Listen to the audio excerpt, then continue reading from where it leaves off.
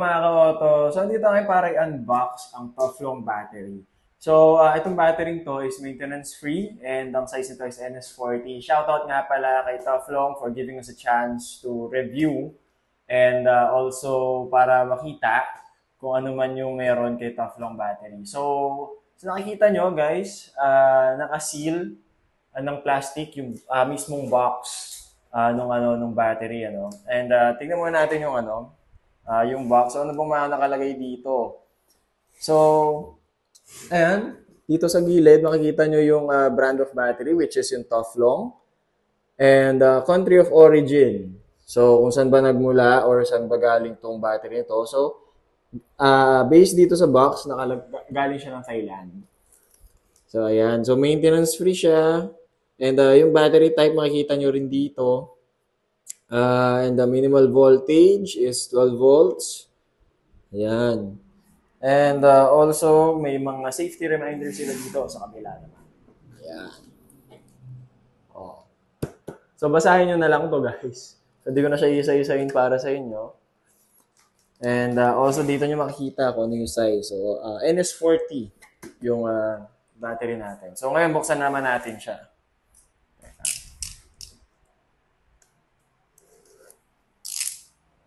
Ayan.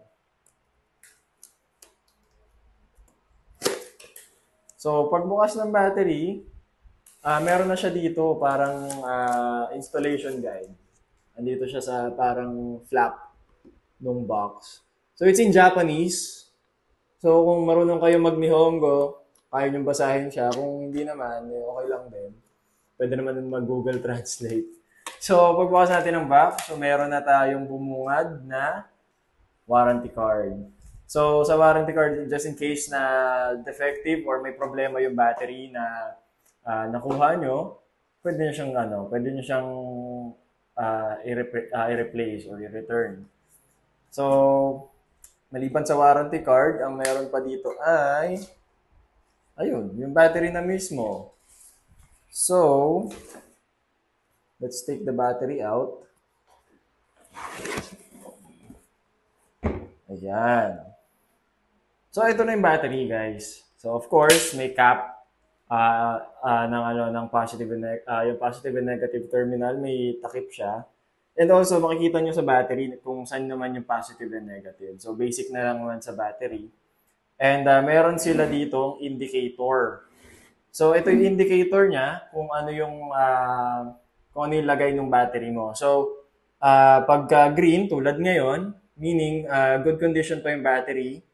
Pag medyo white naman yung nakikita nyo or medyo silver, kailangan na siya i-charge. And also, pag pula na siya, so, kailangan na siyang i-replace. So, andito naman yung indicator niya, kung ano yung status. So, meron siya dito sa sticker sa taas. And also, ito sa warranty, lalagyan lang ng markings dito sa kung anong year and kung anong month kinabit yung battery.